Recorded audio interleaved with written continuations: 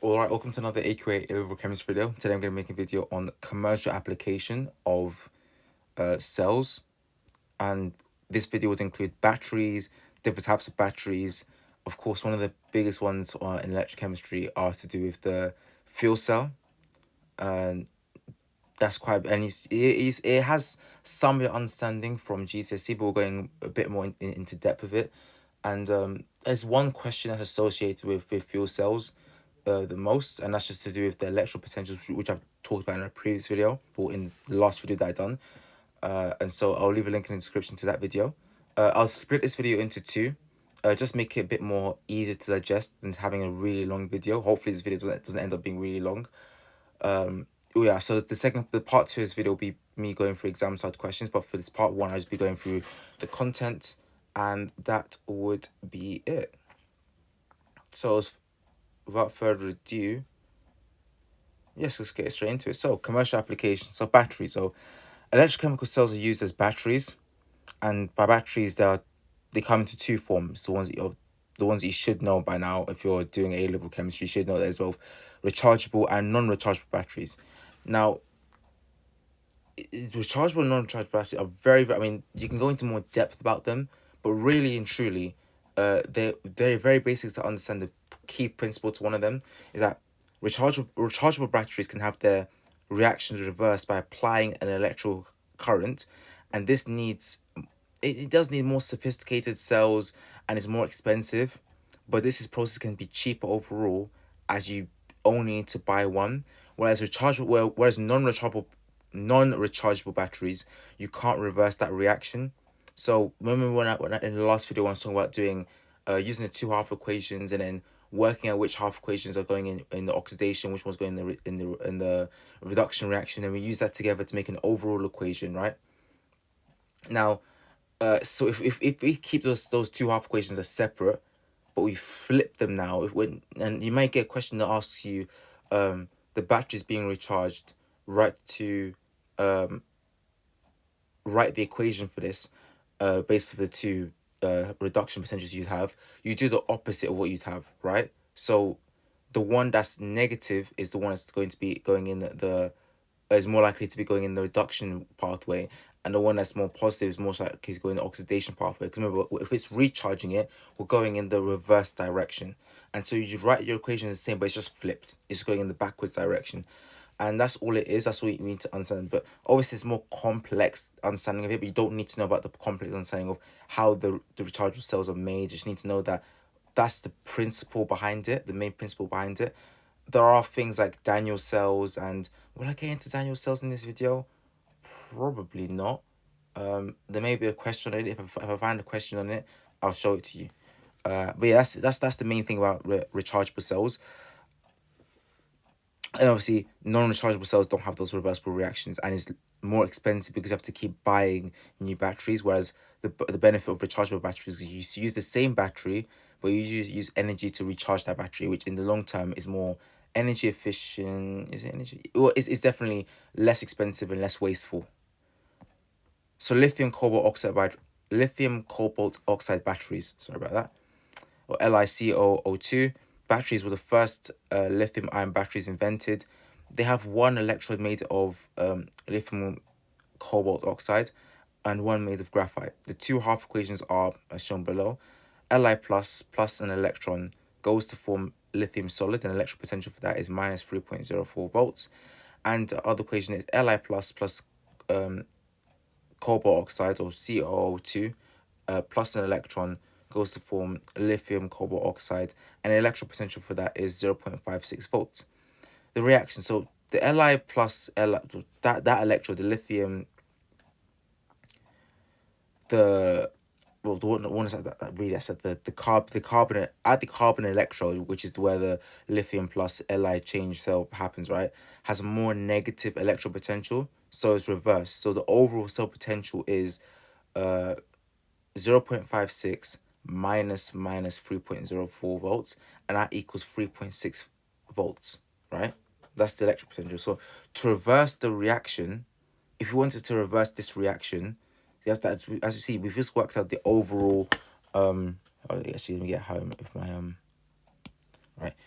we have this. We have the electric potential for this reaction and this one here. That's mad. Yeah. We've just done that right now, right? And now we've worked out the overall cell potential as being 3.64 volts, 3.6 volts, by doing 0.56 minus 3.04, because it's being reversed, right? Now, to reverse the reaction, you have to apply an external current of at least 3.6 volts to push the reaction in its opposite direction. Now, this is one of the things that you have to think about when that's not generally a lot. 3.6 volts isn't a lot, but if you had anything less than that, so if you had an appliance, some sort of power source that's less than that, it wouldn't be able to charge the battery. That's why you'd get poor. There's a number of reasons why rechargeable batteries may not work as efficiently, but one of the reasons that you may not realize is that if you have a poor power source that's not meeting the energy requirement to recharge that battery, that's when you find that your battery is taking really long time to charge, or if you get faulty wires is maybe another reason, right? But that's one thing you need to understand from this type of reaction is that the cell potential here for reversible batteries, the overall cell potential is representing the the value of the external current that needs to be applied to push the reaction in the opposite direction, right? That's the key point here. It's the amount of energy for my energy in volts, really. Sorry, the current that needs to be applied to push the reaction in the opposite direction, right? That's all it is. And so if the question is one or two, write the equation for discharge, which is just what you normally do. Discharge is when a battery discharges, it's releasing energy. It's just what you'd normally expect. So if it's a positive electrical potential, that's more likely to go in the reduction pathway. If it's a more or slightly more negative one, I say it doesn't have to be negative, or it could be just one that's the more positive one is the one that's going to have a higher chance of reduction, and the less positive one is the one that's going to be more likely to go into oxidation reaction. And then you work out the overall equation. I already explained in my previous video how to do that. I'll leave a link in the description to that as well. And that's discharge, and you make an overall equation, right? Recharging is just the same. It's just the same mindset but flipped. That's all it is. You're just flipping your equation because you're trying to do the reverse reaction. Hopefully that made sense. I'll continue on now. So fuel cells, right? Fuel cells can be used to make electricity. They store the chemicals outside of the cell and put them in when they want electricity, right? They store chemicals outside of the cell and put them in when they want electricity. So the most common type of fuel cell that you need to be aware of, and this is the type of question that comes up quite frequently, so I'd be more aware of the hydrogen oxygen fuel cell, and that's what it is, the hydrogen oxygen fuel cell. The most important fuel cell is the alkaline hydrogen oxygen fuel cell. This is very important here. Right? I'm going to actually change color. Because there's two types of hydrogen oxygen fuel cells: an alkaline hydrogen oxygen fuel cell and an acidic hydrogen oxygen fuel cell. Don't get confused between the two, and be very careful to make sure to check which one is the actual alkaline or which one is an acidic one. And be very obvious because one will be OH minus, one will be H plus. Because when you're doing your overall cell potential, they'll be the same, but you won't get the mark because you've put in the wrong cell potentials. You got the right answer, but you've calculated it in the wrong way. And there's two types of this, and because they're two different reactions. Technically, the overall reaction is the same, but the half equations that you use are different. And I've made this mistake, and I know a couple people have made this mistake when doing this type of question. Make sure to understand whether or not you're doing the alkaline hydrogen oxygen fuel cell, alkaline hydrogen oxygen type of reaction, or the acidic hydrogen oxygen fuel cell type of reaction. So just be aware of that, because they'll put in both to try and trick you to make in case you didn't read the question properly. So hydrogen and oxygen are fuel, and the electrodes are platinum electrodes. So here's I try to draw this. This is based off of the Seneca one, but this is what a fuel cell in theory would look like. I'm not gonna get the actual diagram of this, but yeah, this is a diagram of a fuel cell. I'll come back to this, right? So anion exchange membrane. So the anion exchange membranes don't allow the gases through. These membranes do allow hydroxide ions and water to pass through. So they're essentially like filters that only allow hydroxide ions and water to pass through, but they don't allow any of the gases to pass through. So this gas, essentially, this H2 gas here, it can't just go straight through. It's a terrible place. It can't go straight through because it's taking a really long time to do that. Sorry about that. Yeah, because of this this exchange membrane. This anion exchange membrane here prevents that. It only allows hydroxide ions and water to pass through. No gases pass through there. I don't know why it takes so long to do that. Anyway, now at the electrodes, remember I said there's two electrodes. There's and they're both platinum electrodes. So if your anodes and your cathodes, the reason we use the platinum electrode because it's inert and it's a good conductor of electricity. Remember, we only want to have our oxidation and our reduction, so redox here, and so that's why we use platinum, because we want any other reactions to occur here. And at the electrodes, the hydrogen gas is delivered to the negative electrode, where it reacts with the hydroxide ions. And the half equation for this reaction is 2H2 plus 4OH minus aqueous goes to form 4H2O liquid plus 4E minus. Now this is obviously an oxidation reaction here, and that's happening at the negative electrode. Then obviously in this case you see a negative electrode potential. The oxygen gas is delivered to the positive electrode, where it reacts with the water and electrons. The half equation for this reaction is O2 plus 2H2O plus 4 electrons, so, goes to form 4 hydroxide ions. So this is clearly a reduction reaction. And in the overall reaction for the hydrogen-oxygen fuel cell is just combining those two equations together, and you can clearly see that it's 2H2 plus O2 goes to form 2H2O. And if you can't see that, shall I write it up here? You're literally just cancelling out. All you're doing really is you're just cancelling out that, and you're cancelling out that. The electrons are balanced, so they cancel out each other. Fine and fine, right?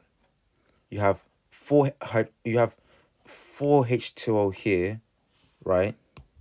And 2H2O here, right? Cancel out this 2H2O here, so you're left with, and you have cancel out 2 here, so that's 2H2O here. So you have 2H2 plus O2 goes to form 2H2O, right? 2H2 plus O2 goes to form essentially 2, because we broke down that 4 there, 2H2O, right? Now you can clearly see that, but I'll show you what that would look like. Everything I've explained here, I'm going to show you on the diagram what's actually going on, because it's important that you understand what's actually going on. This is taking really slow.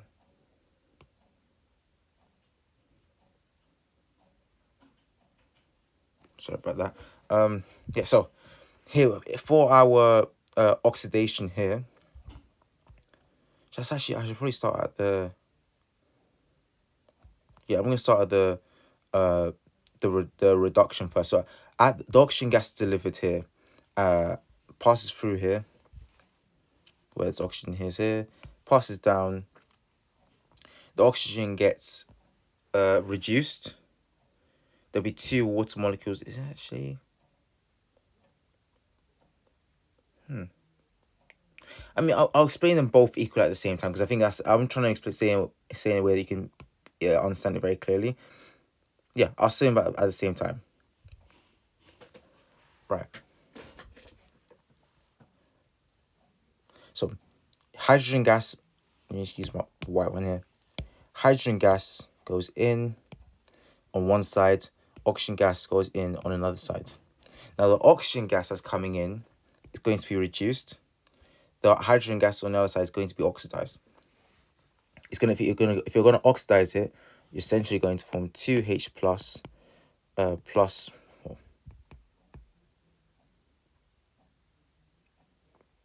this is taking forever. Sorry, I don't know why my iPad's being really slow today. H2 goes to form 2H plus 2 electrons. On this side here,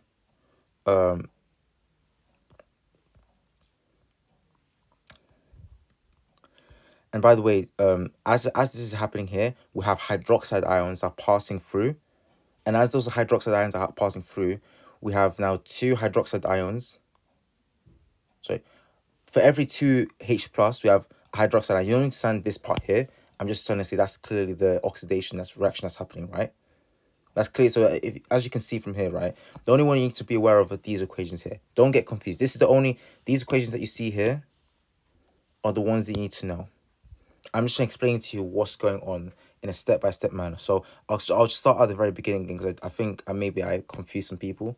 So I'll just start here.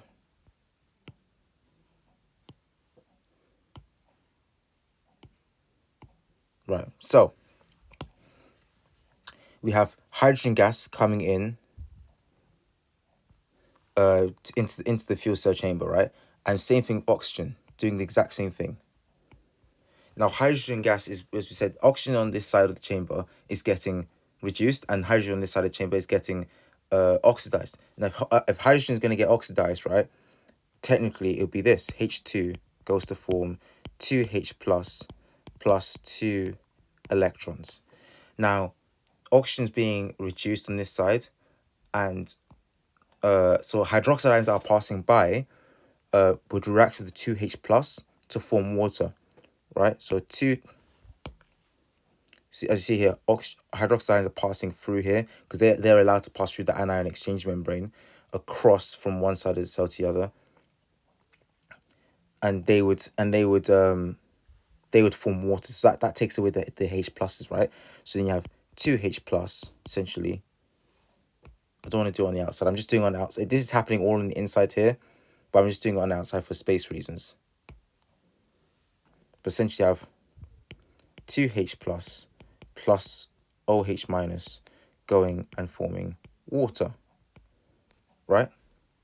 Now, obviously, this is double in this scenario. So it's actually 2H2, but I'm just going to do a simple H2 just for the sake of you understanding. So it'll be double that. It'll be 2H2 goes to make 4H plus 4 electrons, and 4H plus 2 OH minus goes to form 2H2O, right? So that takes away, I've taken away the H plus, and the electrons would pass by the, obviously they would get oxidations happening at one of the electrodes, right? And they would go up here. So it's represented by the red arrow here. Here's why. At this anode here, the electrons are going up, and the electrons are going to be used and passed by a wire. And now these electrons now are going to be, this is the current now, right? This is the current that we've now generated. We've got a potential difference between this side here and this side here, right? Now, as the electrons are passing down the potential difference across the wire, we've now induced a current. This current, as it passes by the wire, is going and going to be used by appliances. That's what this little circle symbol here represents. The appliances are the vehicles. If this is a car, this would be powering the used to power the motor, to help move the wheels. Any electrical uses appliances that are in the vehicle itself. So air conditioning, I guess you have power steering. All of these things, right? That's represented by this here. That's the appliances.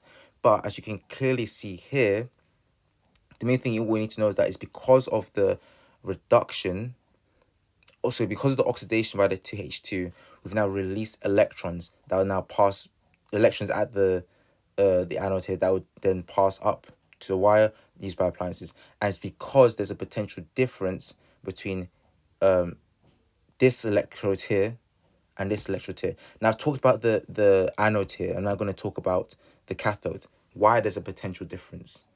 And that's because at the cathode, the oxygen is getting reduced. It's taking away electrons essentially, right?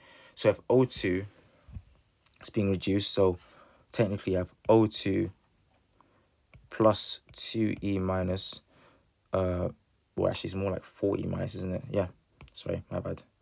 Yeah, I should probably be more honest here, right? Let me rewrite this one here. Because I did double it. So 2H2 goes to form, it's just double. Don't worry about it. I didn't change anything serious. I've just doubled it because that's what it is if it's balanced, right? And on this side here, O2 plus Oh, sorry, just read that there. O2 plus 4 electrons. For every O2, there's 4 electrons, and that would form 2 O2 minus, right? And those would react with any water. They react with any water. This is part of the reduction process. And now we've now forming hydroxide ions. And those hydroxide ions, this essentially, this would react with water. This 2O2 minus would react with water. I'm not going to do, should I do the equation here? Again, you don't need to understand this. I'm just doing this for the sake of you guys understanding it here.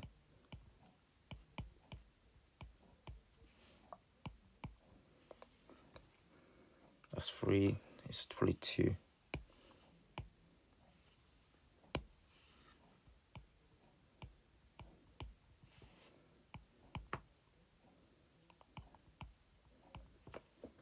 Yeah, I mean, that's balanced, yeah.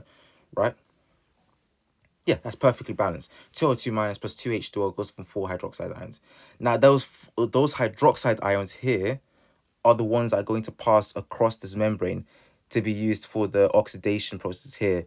And then, as you can see, we've completed this little circuit that we have here. I don't want to say circuit, but we've completed this kind of, if you think about like a circle where we started off here and it ended up here, I've gone from the oxidation process here. Now, technically, this process here are happening at the exact same time, right? But I'm just going through explaining where all these things come from so you don't get confused, right? The hydroxide ions are formed from this reduction process here, and those hydroxide ions, those help the reduction process gets rid of electrons here, right? And that reduction process there helps to produce hydroxide ions. The hydroxide ions go across the ion exchange membrane, and it would help for the oxidation process here. Oxidation process where H2 gets oxidized and releases electrons. Those electrons then have to pass through a wire, and those electrons help to provide the current to help power appliances. They then return here at the cathode where those electrons will then get used up, and that essentially we have electrons are being produced here, or let's say produced. We're having electrons being essentially placed here and then removed here. That provides that kind of potential difference, allowing the current to flow.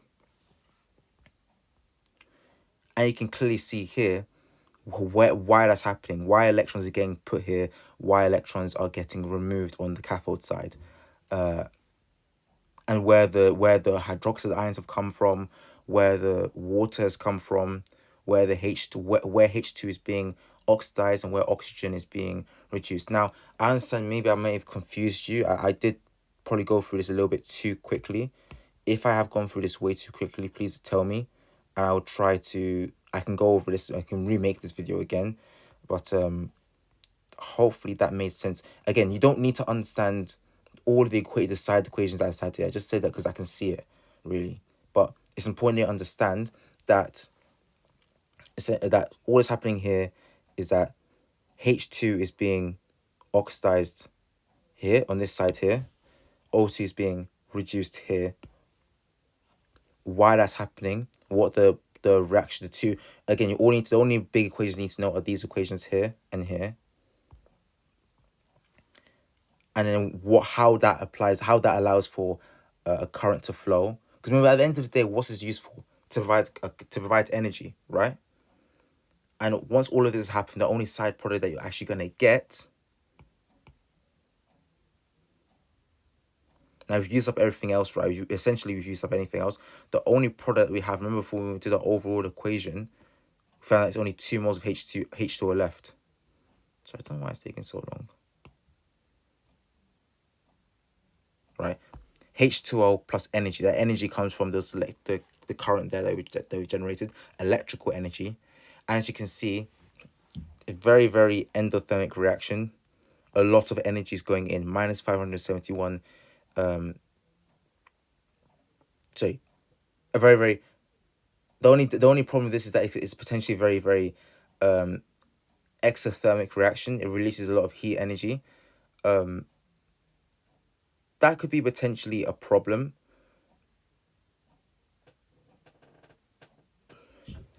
Yeah, sorry, I wanted to correct this here because that's not an endo. That's clearly not endo. It's exo. Now, why I say that this is potentially a problem, which it is, if not managed well, it's what I'm going to go through the advantages and disadvantages of a fuel cell, and if there's a lot of heat energy that's being now a lot of energy being released is useful for the fact that we want to release energy here. That's essentially what we want, right? We want to release energy, but if it's, remember when we're doing enthalpy change, it's heat energy, right? I'll go through the advantages and disadvantages. Why you don't want this to be a potentially too too hot, because there's a massive reason why we don't want a fuel cell to get too hot. Yeah, advantages and disadvantages. So fuel cell, I'll go through the advantages first, right? So fuel cells can be better electricity generating devices than internal combustion engines that are found in cars. So the advantages of fuel cells, that fuel cells have very, very high efficiency. They're very efficient, and this means that they can get more energy out of the same amount of fuel than less efficient devices. And the only byproduct is water. There's no CO2 gas that is produced. Now remember, water technically is a greenhouse gas, but water vapor isn't, or it's just essentially just increasing humidity, right? That's not as bad as carbon emissions. Carbon emissions, at least water can be used for photosynthesis. Carbon, I mean, for carbon dioxide can be used, but the excessive volumes of carbon dioxide that's used is much worse than excessive volumes of water that water vapor that's being released, right? So that's one of the benefits. The only byproduct is water and not CO2 gas that is produced, and they don't need to be recharged. They don't need to be recharged. They will work as long as there's a fuel is supplied, and oxygen and hydrogen and air are in plentiful supplies. I say just, I will say just because hydrogen isn't always in plentiful supply. Oxygen is, but not necessarily hydrogen. And this brings me back onto, I'll go on to the, I'll talk about the hydrogen thing right now. No, actually, I'll take the hydrogen things here. Actually, I'll say it here. I'll explain the second point, right? The first point here is obvious, but I'll go for the second point. So energy is needed to produce the reactants of hydrogen and oxygen. Now, the hydrogen, as I said, oxygen is not really that too much of a worry, but hydrogen usually needs to produce that from some sort of a reaction, and the energy needed to produce pure hydrogen requires energy from fossil fuels. So technically, there is some CO2 emission. Yes, this energy comes from fossil fuels, so there's some CO2 emissions there. I shouldn't say there's none, but the biggest thing when I was talking about the heat energy and let's say thermal energy that's getting released from this type of reaction, technically, well, it's going to be hopefully it's going to be mostly electrical energy, or mostly energy comes from electricity, but there will be we have to control the thermal output from fuel cells, because hydrogen is flammable, and so and it's very explosive, and so it has to be stored very carefully. You don't want the temperature to get too hot. Now, I want to say the majority of these vehicles are very efficient at making sure that the temperature is cool, but it's very important that, and in case I say this, let me put it here. The reason why I say these things, why I emphasize the disadvantages and advantages, because there are questions in the exam saying, and they're very easy. They always come up when it comes to fuel cells, advantages and disadvantages. They never say it specifically. They never say it specifically, but they will imply it sometimes. And sometimes they'll just say what's the advantages, disadvantages, but generally they'll just ask, like, they'll try to imply what, or they'll ask you use it in part of your justification. They may ask questions such as justify using, yeah, you could get like a 6-mark question where the 6-mark question where they get the bands. They'll say justify using a fuel cell over an internal combustion engine, and say your reasons for and against, the advantages and disadvantages. Remember, that's what you do when you're justifying. You need to give advantages and disadvantages, and this is one of the biggest points that always people mostly remember. So one of the biggest disadvantages is that it's highly flammable and explosive, and energy that needs to be put in to reduce the reactions of hydrogen and oxygen usually comes from fossil fuels. And one of the biggest advantages is that even though that it's actually very, very efficient, and byproduct is only water.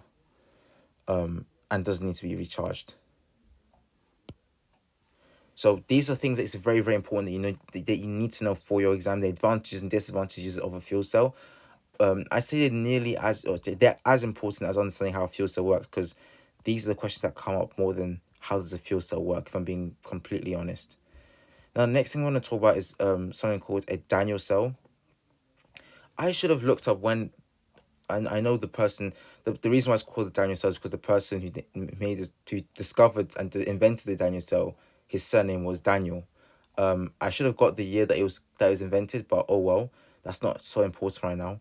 The important thing is understanding what it is, because you may get an exam question where you need to have, you obviously don't need to be a specialist in Daniell cells, but understand what it is and be familiar, because you can get questions on it.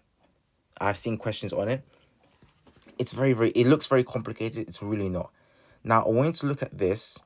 I want you to look at, actually, I'll say what Daniell cell is, right? No, actually, no. I'll show you. Actually, you know what? I will show you. I want you to see this, right? I want you to analyze it, look at it, and get yourself what's going on here, and I'll explain to you. So, we have two. This is what Daniell cell looks like. I'm telling you right now, this is the exact same thing as, where's the video that I had recently, as this. The exact same thing, but it's all in one. And what do I mean by that? You have this, what I mean is here, I have a salt bridge, right? I have my two electrodes, right? My two solutions, right? My two electrolyte solutions, sorry. And I obviously have a voltmeter here, but that's just to measure. We don't technically need a voltmeter there. It's just for us to measure.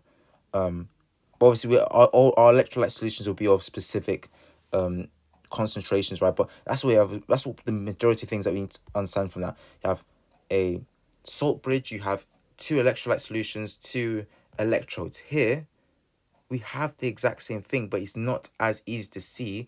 But this is what the inside of a battery looks like. Or this is the original Daniell cells are massive. They're massive, like they look like massive paint cans in terms of the size. If I was to describe the volume and size of it, that's what the original ones back in 1800, whatever it was. But modern day batteries, if you use a cut in half, which are very difficult to do, by the way, this is what they are. Now, the one that I talked about before is the lithium cobalt, but also cadmium batteries and all that. But this is what they look like cut in half. This is the exact same one as the one I've showed you before. And how do I say that? Here, we have a copper and... So say the one I before was copper and zinc, right? This would be copper. This would be zinc. I know zinc may not be that color, but copper is definitely that color, right? Yeah. Two electrodes. One's more positive and one's more negative. That was off. So the positive one is the copper is maybe the positive one and zinc maybe the negative one. That can change based off your electrode. Depends on your electrode potentials as well as your electrolyte solution. But essentially here we have, actually I'll use a different color. This is our one electrode. This is another electrode. We have the solution for the copper sulfate, which is here. What is it really? Just looking back at our yeah. It is. Sorry, reading back it is. I was right. I was completely right. We have our copper vessel. I'm looking at this here. Copper vessel, which is this, essentially this whole thing here is our copper electrode, your positive electrode, right? We have our zinc electrode here, represented by this. And this solution here is part of is surrounded by the copper mostly, right? So surrounded by the copper electrode. That is our copper sulfate solution. The sulfate is a spectator ion, so you don't need to worry about that. And then in here, next to the zinc, we have our zinc sulfate, what should be here? Or it's a dilute sulfuric acid. should be something related to zinc, though, in my opinion. And then we have some copper sulfate crystals up there. I'm not going to go into explain what they are, but that's not really relevant. The most important thing here is say that the oxidation and reduction processes are allowed to happen, right? So at the anode is always what? Anode is positively charged, so it would allow for reduction, oxidation. Yeah. Negative is reduction. Yeah. Negative is where reduction would happen, oxidation. So here we'd have our oxidation reactions here and our reduction reactions happening here. And these are just the metal electrodes that would allow for that reaction to happen, right? That's all that's happening here, right? But remember what we said before, we have to have free movement of ions in order to maintain charge balance. How are we going to do that? We need a salt bridge. But we don't have a salt bridge in itself, but we have a porous cup. Now, why is the porous cup the same as a salt bridge? Because porous means holes, right? That's what it is. So porous has holes to allow free movement of ions between the two solutions here. The ions can easily pass through here in this direction or easily in this direction. I'll probably use the black because the black's probably not better. Black's pretty better here. Right? We're allowing free movement of ions. So this in itself, this porous cup is acting like a salt bridge. So in itself, this Daniell cell is a complete cell of an exact same thing theoretically as the previous cell that I showed you before, the conventional cell, because you have two electrodes, the individual cells, the individual electrolyte solutions for each cell, and as you see, this is touching it. This is literally touching this whole, this copper sulfate solution is touching the copper vessel. And the zinc solution, with a diluted sulfuric acid, but in this case, you could have a zinc sulfate solution in there as well, right? In here. And that's touching the zinc electrode there. So we have that. And the next thing that we need to have some sort of salt bridge or some sort of some sort of way to allow free movement of ions. And this porous cup is allowing that. So it's important to understand that's how a Daniell cell works. And it's the exact same thing as the exact same principles and understandings as your conventional cell. So when they ask you questions on the Daniell cell, and think of yourself, the only question that they ask is the questions I've asked in the previous videos in regards to how do I so if making this, looking at the electrode potentials, making the full equation, things I've already covered. So the reason why I'm saying this, right, is why is it that the reason I'm saying is because they may try to confuse you. The Daniell cell looks nothing. This looks nothing like this, right? But it's just, you need to go in it with the exact same mindset. Don't look at this saying, I have no idea what to do. This is the only thing I was taught as in A level. I was taught this. That's what I know. Even at GCSE, I knew this by electrolysis. Don't get frightened by this. If they show you this, but they ask you questions like they did in the previous video, or like this, it's the same mindset. The exact same mindset. They'll ask you about the electron potentials, making in the equation, I said reversible and rechargeable and discharge. And I'll go through some of those questions below. I'll get a question on the Daniell cell. I'll try and do that. And that's pretty much what you need to know. So what's Daniell cell, right? A Daniell cell is the best example of a galvanic cell which converts chemical energy into electrical energy. The Daniell cell consists of two electrodes of similar metals, so zinc and copper, and each electrode is in contact with a solution of its own ion, so zinc sulfate and copper sulfate respectively. And I got that by biojuice.com on the 17th of August. Well, this is when it was just here. I have to put that down there for reference reasons, right? But the only things you can say if it's ask you what's the advantages of using a Daniell cell, right? Look at this. Look at the this is more thin and it has a larger surface. Look at the surface area to volume ratio here. Such a larger surface area to volume ratio on the zinc that would increase the rate of our reaction.